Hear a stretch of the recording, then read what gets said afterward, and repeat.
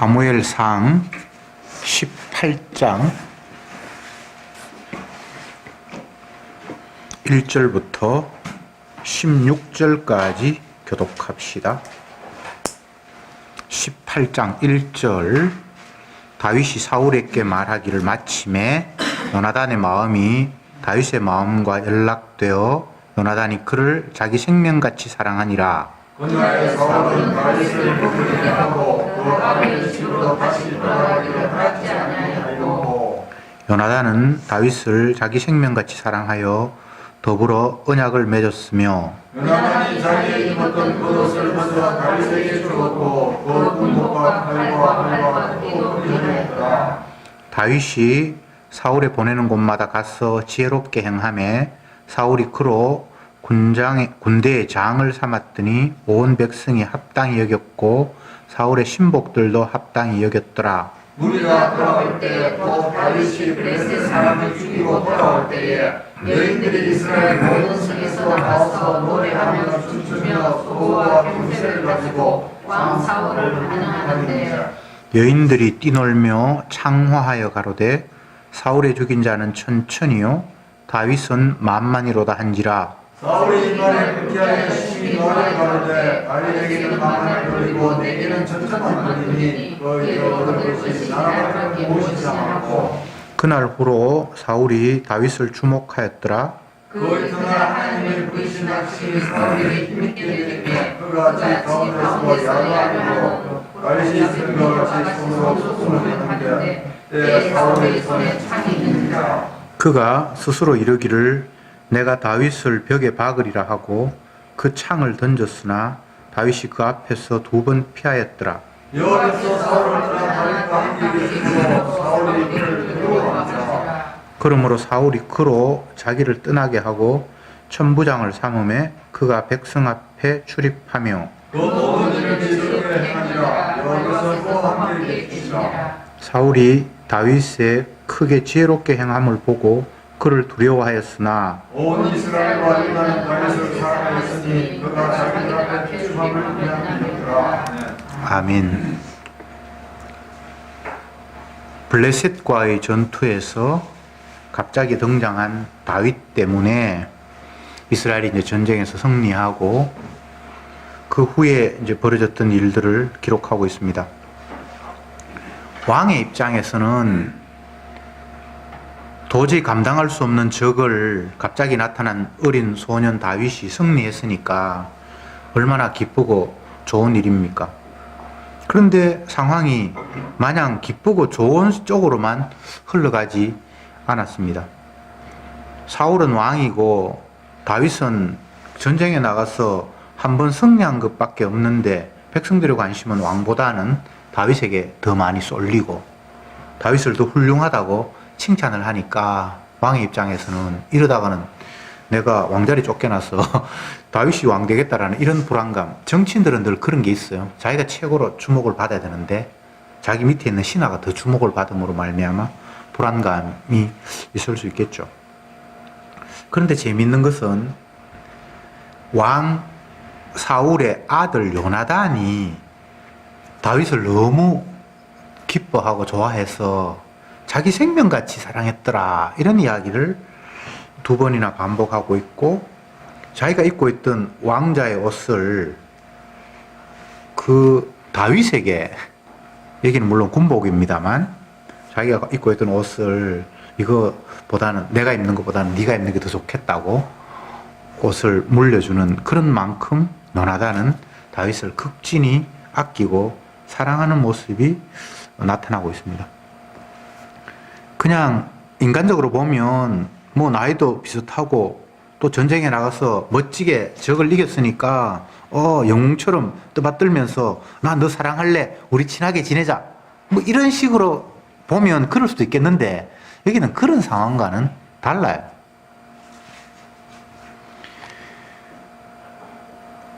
요나단이 먼저 블레셋과 전쟁을 치르는데 그때 적들에게 나아가면서 요나단이 한 이야기가 14장 6절을 잠깐 우리가 보고 지나갈게요. 14장 6절에 요나단이 자기 병기던 소년에게 이르되 우리가 이 할례 없는 자들의 부대에게로 건너가자. 여호와께서 우리를 위하여 일하실까 하노라. 여호와의 구원은 사람의 많고 적음에 달리지 아니하였느니라. 요나단이 블레셋과 전쟁을 치러 나가면서 이 할례 없는 자들이라고 이렇게 표현을 한 게 있고, 그 다음에 17장 26절로 제가 넘어갈게요. 17장 26절 읽어봅니다. 다윗이 곁에 섰던 사람들에게 말하여 가로되 이 블레셋 사람을 죽여 이스라엘의 수치를 제하는 사람에게는 어떠한 대우를 하겠느냐. 이 할례 없는 블레셋 사람이 누구간데 사시는 하나님의 군대를 모욕하겠느냐. 요건 이제 다윗의 이야기예요. 요나단이 먼저 블레셋과 한판 붙었는데 그때도 나가면서 이 할례 없는 자 블레셋을 향해서 그렇게 규정을 했고, 다윗도 나중에 이 할례 없는 자라는 이야기를 하면서 그들을 향해서 나아갑니다.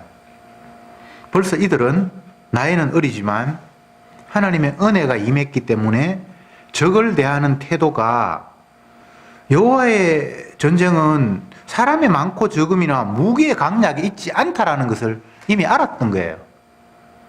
이것은 할례 언약과 비언약의 전투고, 여호와 하나님이 함께 하시냐 함께 하지 않느냐의 나눔이라는 것을 요나단도 알았고 다윗도 알았던 거예요.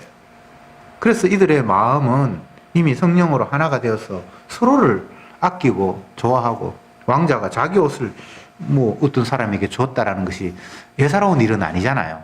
자기 생명같이 사랑했다는 이야기를 계속해서 반복하고 있으니까, 이것은 단순히 나이가 비슷하고 전쟁에서 영웅이 됐으니까 그를 흠모하는 연예인 사랑하듯이 그런 마음과는 다른, 언약의 관점에서 세상을 바라보는 같은 시각, 한 성령 안에서 서로가 마음이 통했다, 이렇게 이해하는 것이 정확한 이해입니다. 그런데 사울 왕은 상황이 좀 다릅니다.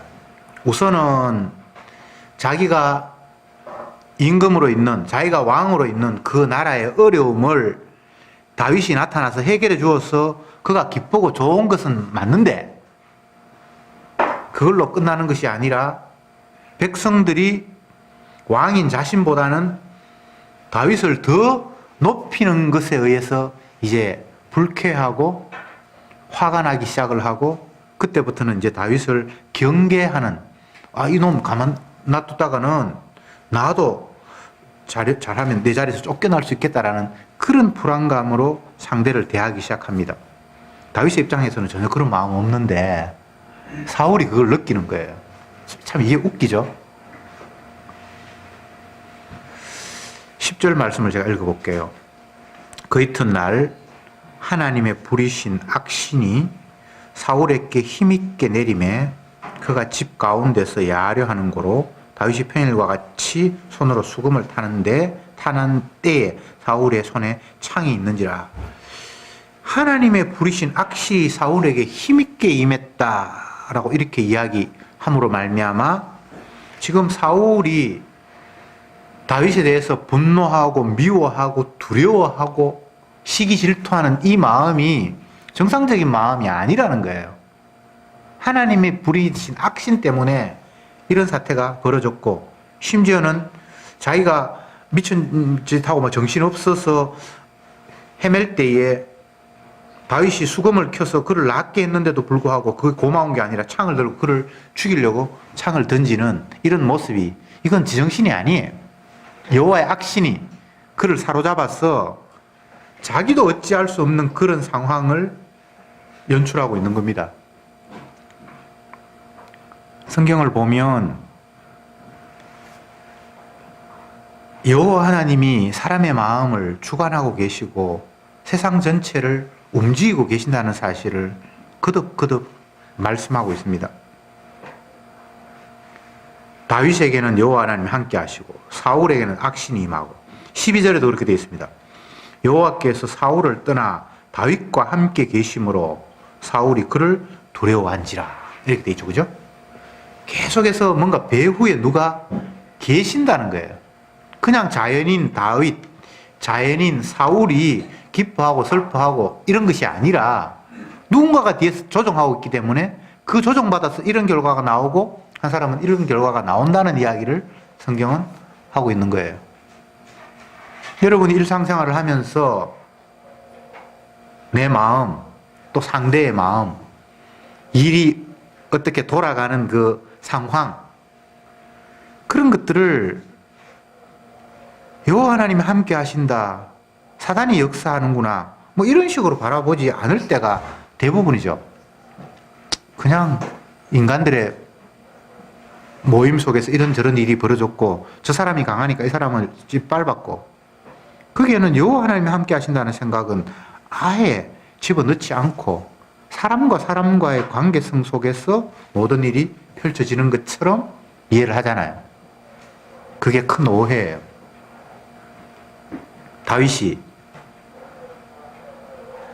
사울 왕의 아들 요나단과 마음이 하나가 되고 서로 언약을 맺고 자기 생명처럼 사랑하고 자기 옷을 벗어서 얘에게 주고, 이게 그냥 애들 장난치는 게 아니에요. 주님이 어떤 일을 어떻게 벌이시는가에 대한 정상이 이렇게 지금 표출되고 있는 거예요. 세상을 여호와 하나님이 없는 언약과 무관한 세상이라고 판단하면 불신이에요. 언약과 무관한 세상이 없습니다.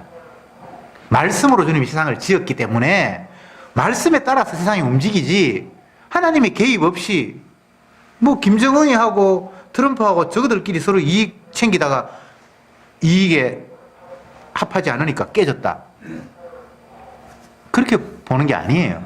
성도는 모든 게 주님의 손에 달려 있어요. 그리고 세상은 우리 유익하라고 움직이는 세상이 아니에요. 그래서 내 좋은 쪽으로 뭔가를 기대하고 희망하는 것 자체가 불신이에요. 이렇게 됐으면 좋을 텐데, 경제가 좀 풀릴 텐데, 애들이 취직 좀 잘 될 텐데, 계속 우리는 땅의 관점, 육의 관점으로 내 편함이라는 것들을 우선으로 두고 내가 원하는 쪽으로 일이 풀려가기를 기대하죠. 근데 그건 언약이 아니잖아요. 주님의 약속이 아니잖아요. 주님이 우리에게 그렇게 약속하신 적이 없잖아요.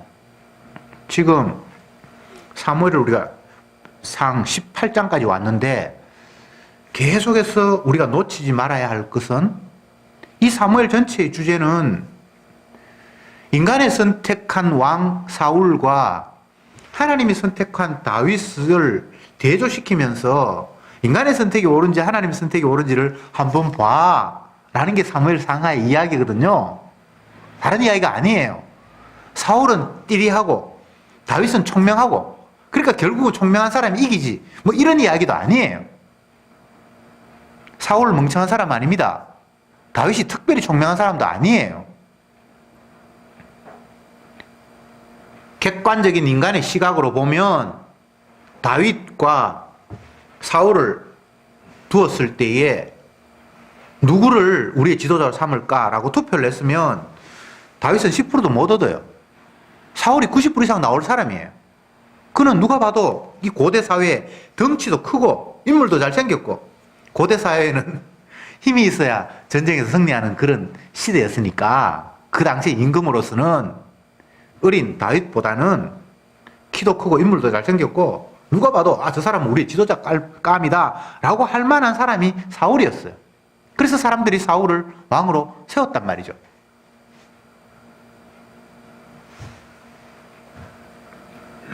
사무엘 상하를 보면서 우리가 놓치지 말아야 할 것은, 내용이 자꾸 빠져들어가다 보면 구체적인 것들을 바라보다가 근본적인 것들을 놓칠 수가 있잖아요. 놓치지 말아야 할 것이 무엇인가 하면 하나님의 선택과 사람의 선택을 대조시키면서 누가 옳은지를 한번 보라는 것이 사무엘 상하의 이야기입니다. 그래서 그 바탕을 놓치고 세밀한 부분으로 들어가 버리면 나중에는 혼란스러워요. 하나님의 선택과 인간의 선택 한번 비교해봐. 너희들은 덩치 크고 인물 잘생겼고 힘 있는 이 사람이 왕이 되면 이 나라 편안하겠다고 생각해서 세웠지. 근데 반대로 하나님이 세운 다윗을 봐. 그는 아무것도 아니야. 초라하고 나이도 어리고 그냥 뭐 아버지의 지시에 따라서 양이나 키우는 그런 목동. 특별한 직업이 아니에요. 이 당시에는 그냥 목축 사회였으니까 대부분의 사람들이 이 일에 종사하는 그냥 평범한 사람이에요. 우리가 이야기하면 고대에 그냥 농사 짓는 아이예요. 소풀 뜯고 토끼풀 뜯고 뭐 그냥 그렇게 자랐다고 이렇게 생각하면 되죠. 특별한 거 아무것도 없어요. 그 집안이 대단하거나 뭐 아버지가 훌륭하거나 아무것도 아니에요. 전쟁에서 승리하고 난 이후에 다윗이 신하들이 다윗에게 주목하면서 하는 말이 너 도대체 누구 아들이니? 네 유전자가 도대체 어떤 유전자냐? 아무것도 없어요. 다윗이 아버지가 대단한 사람 아닙니다. 그런데 인간들이 훌륭하다고 생각해서 세웠던 왕 사울은 점점 엉뚱한 짓을 하기 시작하고 인간들과 상관이 없이 하나님께서 세운 다윗은 점점 더 하나님이 기뻐하시는 쪽으로 행동이 옮겨가고 개인 자질의 차이 아닙니다. 하나님의 선택 때문에 된 겁니다. 12절 말씀을 제가 다시 읽어볼게요. 아니 같이 읽는 게 좋겠네요. 12절 시작. 여호와께서 사울을 떠나 다윗과 함께 하심으로 사울이 그를 두려워한지라. 왕이 신하를 두려워할 이유가 있습니까?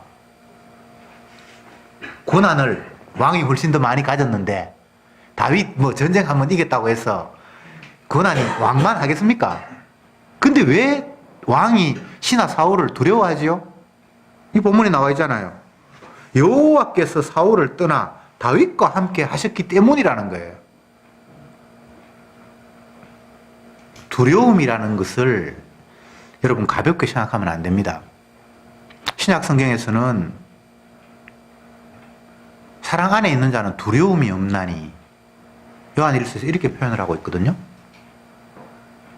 두려움이라는 게 뭐 누구나 두려워할 수 있지. 이렇게 가볍게 볼 수 있잖아요. 근데 성경에서 두려움을 그렇게 보질 않아요. 오늘 본문에서는 하나님이 그를 떠났기 때문에 두렵다고 표현을 했고요.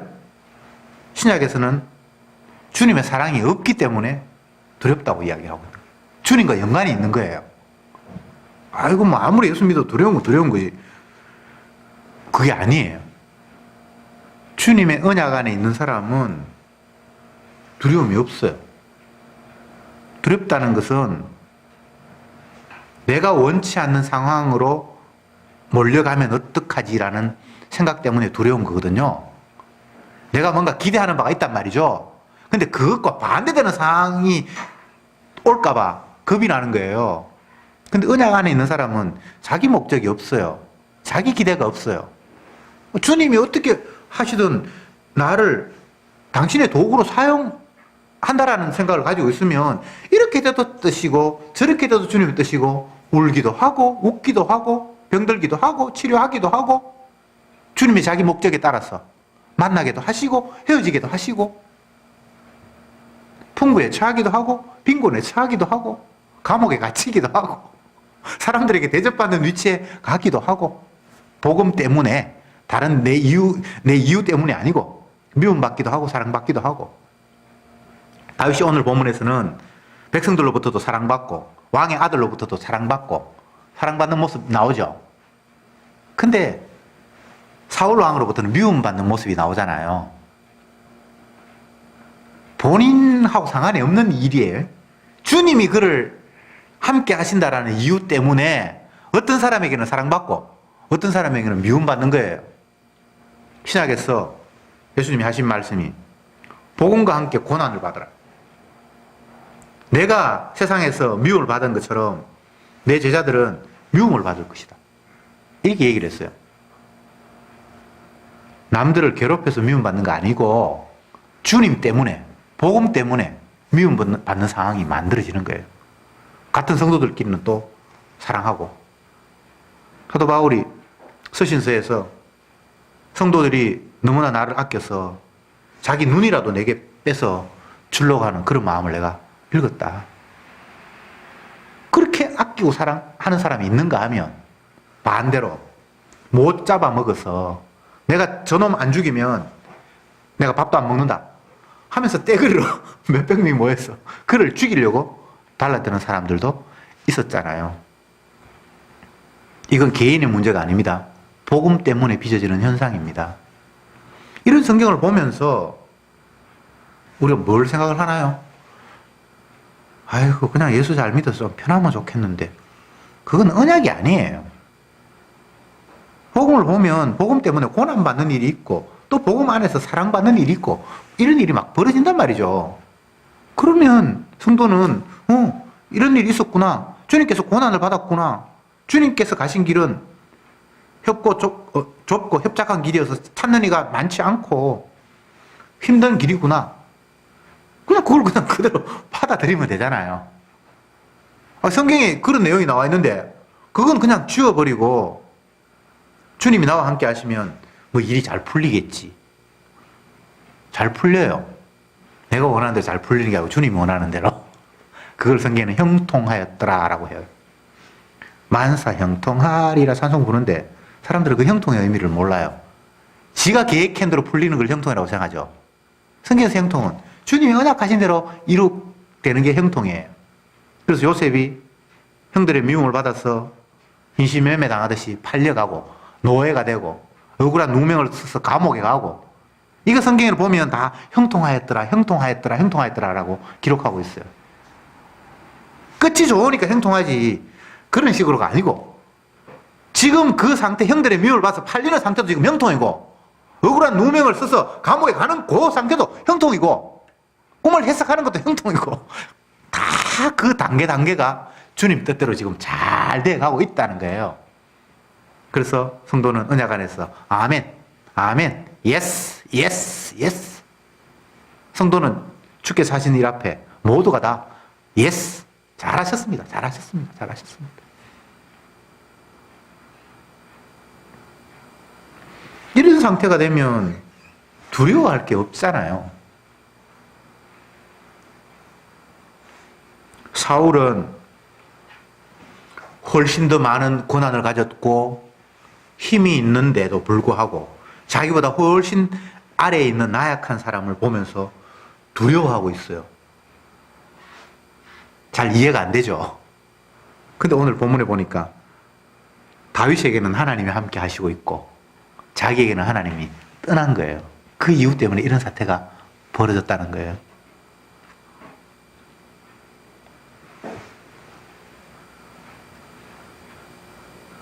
세상에서 인기를 얻고 그와 더불어 경제적인 부를 누리고 사람들에게 알려져서 막 사인 받으려고 하고 세상에 소위 말하는 그 잘 나가는 사람들 텔레비전에 얼굴 비치고 대부분 알만한 사람들이 있잖아요. 그런 사람들이 많이 가지고 있는 병 중에 하나가 공황장애라는 거예요. 공황장애 여러분 들어보셨습니까? 뭔가 불안에 떨고 있는 거예요. 남들이 볼 때는 다 부러운데 그 분야에서 성공을 했는데 남들이 다 알아주고 괜찮은 사람이라 그러고 그와 더불어 경제적인 부도 누리는데 그 자리에 못 간 사람들은 그 자리에 오르고 싶어서 안간힘을 쓰는 정말 먼저 선점한 좋은 자리에서 있는 그들이 뭔가 두려워하고 불안에 떨고 있는 거예요. 그래서 약을 복용해야 되고 그 대부분의 원인은 지금 자기가 있는 자리가 괜찮은 자리인 줄 알고 있는데 사람들로부터 잊혀지고 내가 이 자리에서 내려오면서 어떡할까라는 불안감 때문에 올라가면 올라가고 내려오면 내려오고 주님의 은혜 가운데서 풍부에 처하거나 빈곤에 처하거나 뭐 이거는 주님이 하신 일이다. 만나기도 하시고 헤어지기도 하시고 웃게도 하시고 울게도 하시고 성경에는 그렇게 돼 있는데 그 하나님의 말씀을 믿질 않으니까 나는 병들면 안 돼. 나는 초라하면 안 돼.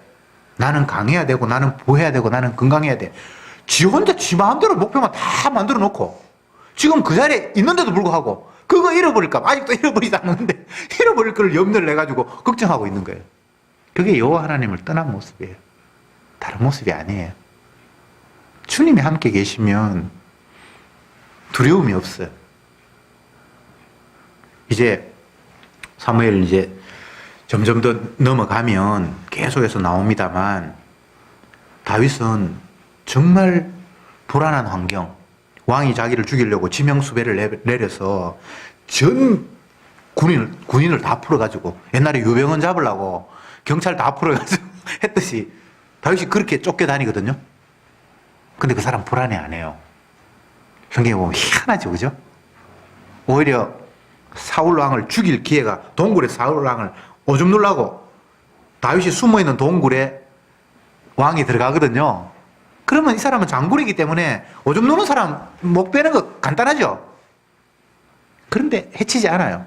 하나님이 세운 왕인데 주님이 알아서 처리해야지 내가 손대는 거는 하나님 뜻이 아니다라고 생각하는 거예요.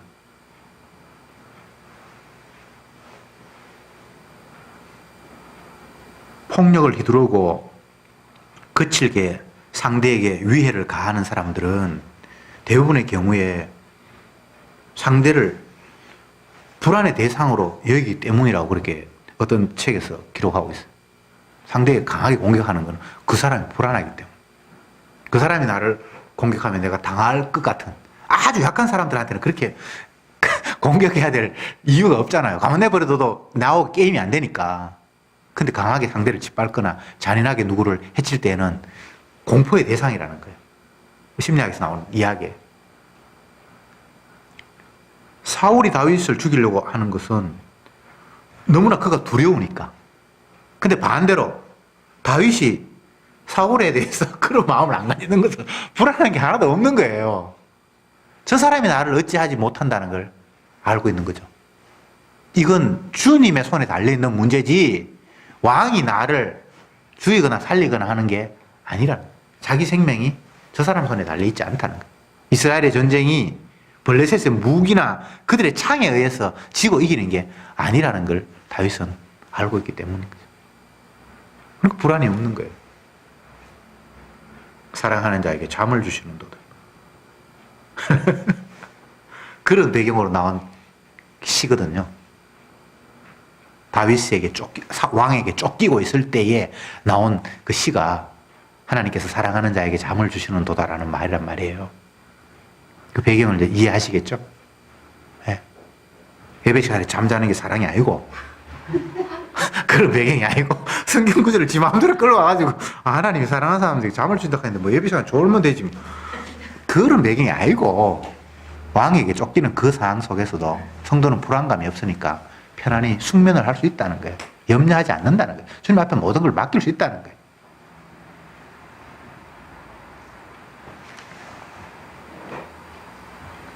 여호와 하나님이 사울은 떠나고 다윗과는 함께하고 이걸로 모든 게 다 결판이 났습니다. 뒤에 볼 것도 없어요. 뒤에 가봐야 그냥 이 결론이 더 고착화되는 거 말고는 다른 결론이 뭐 역전이 없어요. 하나님이 떠난 사람은 그걸로 끝이에요. 주님이 함께 하시는 사람은 그걸로 전부가 다 이루어진 거예요. 임마누엘, 하나님이 함께 하셨다. 그러면 그건 다를 얻은 거예요. 다윗이 잘 아는 대로 하나님 앞에 범죄하고 난 이후에 기도하는 가운데 시편 51편 나오는 이야기죠. 성신을 내게서 거두지 마옵소서라고 눈물로 기도하고 있어요. 주님 자기 곁을 떠나버리면 사울 왕처럼 아무것도 아니라는 사실을 본인은 깨달은 거예요. 한동안 주님의 은혜를 모르고 자기가 왕이 되어서 교만하게 막 설치고 돌아다녔잖아요. 자기가 원하는 여자 자기 아내로 취하고. 그럴 때 선지자 초라한 나단을 왕에게 보내서 엄청난 책망을 하거든요. 그럴 때 그는 깨달았어요. 주님이 나를 책망하는구나. 저 늙은 선지자가 나를 책망하는 것이 아니라 여호와 하나님이 나를 책망하고 계시는구나 깨닫는 거예요. 그래서 눈물이 침상이 눈물로 젖도록 회개하면서 고백하는 것이 성신을 내게서 거두지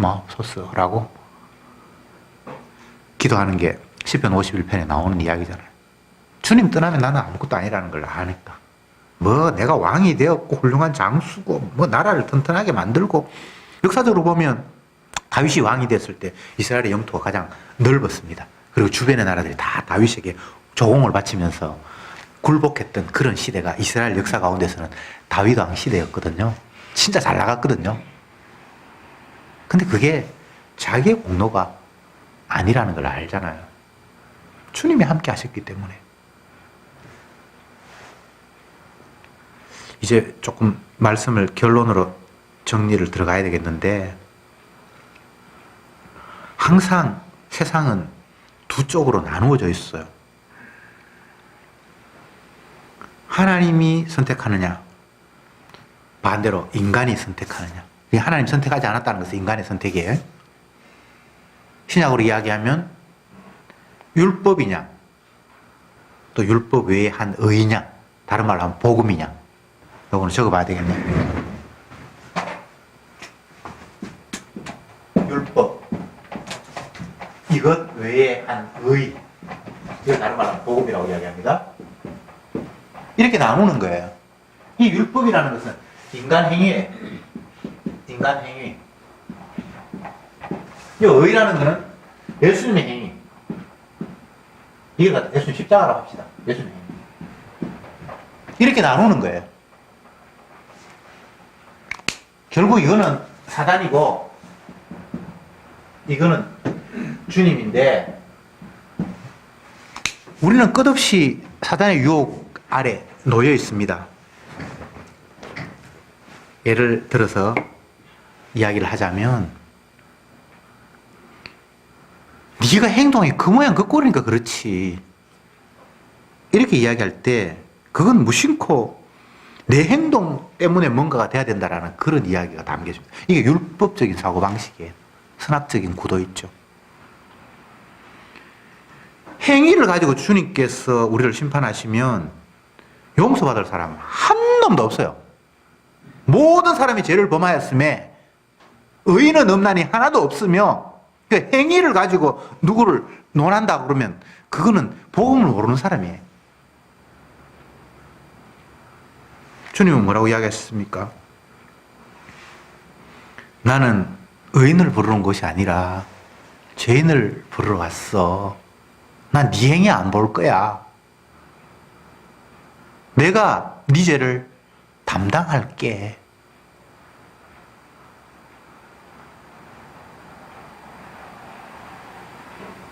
다윗이 훌륭하고 사울이 악하고 인간의 행위를 가지고 성경은 규정하지 않습니다. 다윗에게는 주님의 용서와 은혜가 계속해서 퍼부어지고 있어요. 근데 사울에게는 그게 없어요. 행한 대로 심판하시는데 그건 은혜가 없는 사람에게 해당되는 거고, 은혜가 있는 사람에게는 행한 대로 심판 안 해요. 이 성경에도 나와요. 계속. 다윗은 내가 선택했기 때문에 그가 범죄해도 내가 왕의 자리에 쫓아내지 않는다고 그렇게 얘기해요. 사울은 하나님의 뜻을 어겼기 때문에 왕의 자리에 쫓아낸다고 얘기해요. 한 사람은 행한 대로, 한 사람은 자기 행위 아닌 다른 한 의로 판정을 받는 거예요. 이게 복음이에요. 행동 똑바로 해요. 무슨 그런 마귀적인 발상을. 행동을 어떻게 똑바로 해요? 욥기에 나오잖아요. 하나님은 해와 달도 흠과 티를 잡을 만큼 완벽한 분인데 우리가 그 깨끗하신 거룩하신 불꽃같이 바라보는 하나님 앞에 내가 깨끗하게 의를 해서 복받는다. 그거는 있을 수 없는 이야기예요.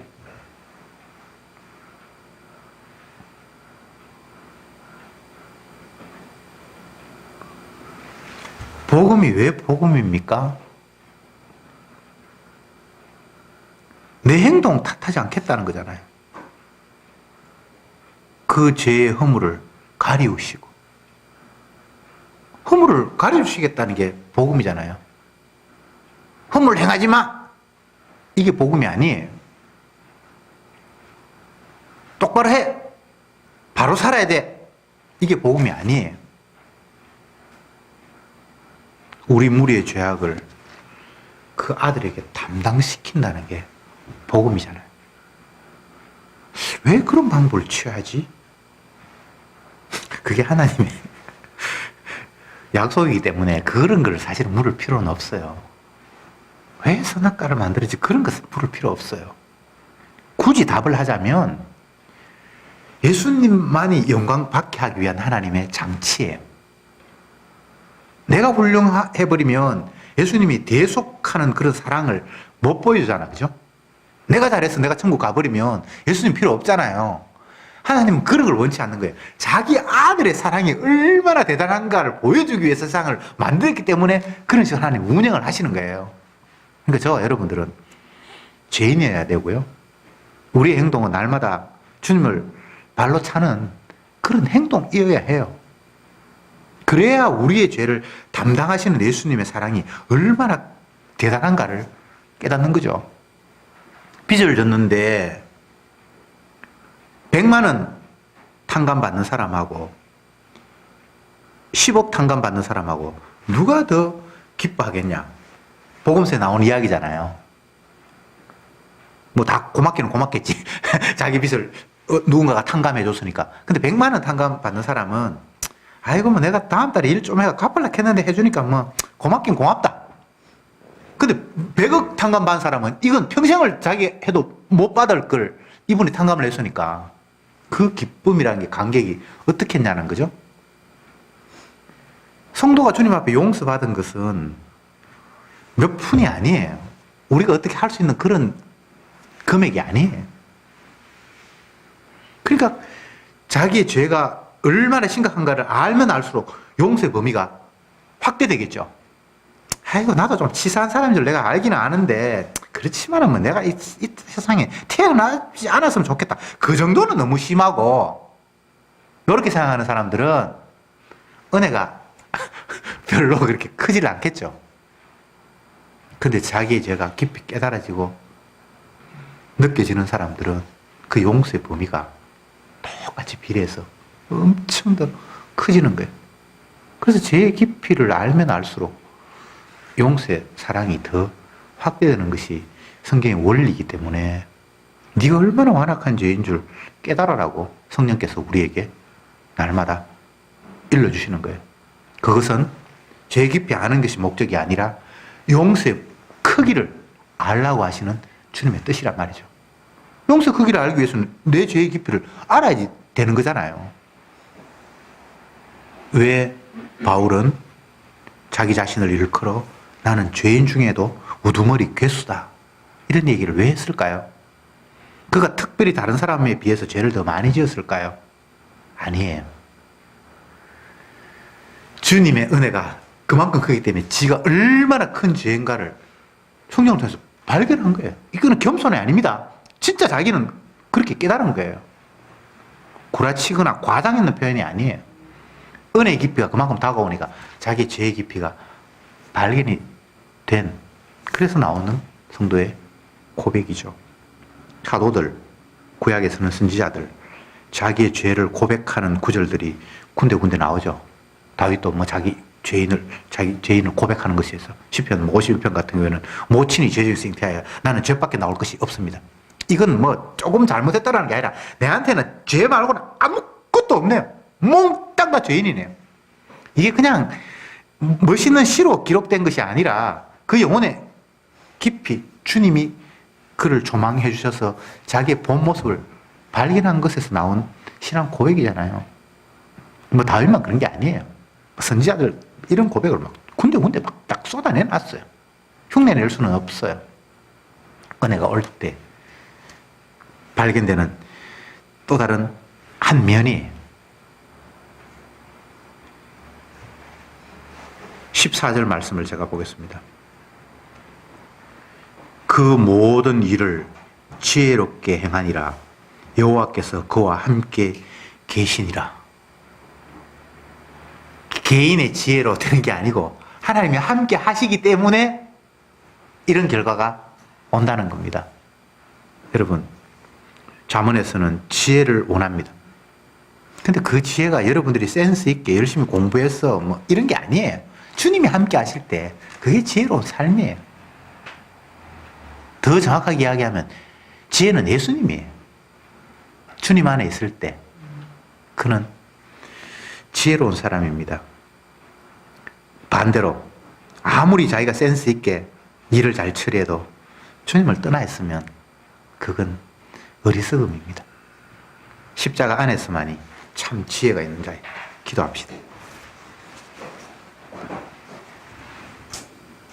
주님, 다시금 말씀을 통해서 확인하는 바는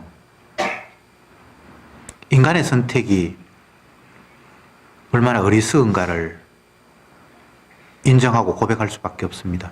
하나님의 선택 외에는 그 모두가 다 쓰레기라는 사실을 깨닫게 하시니 참으로 감사합니다.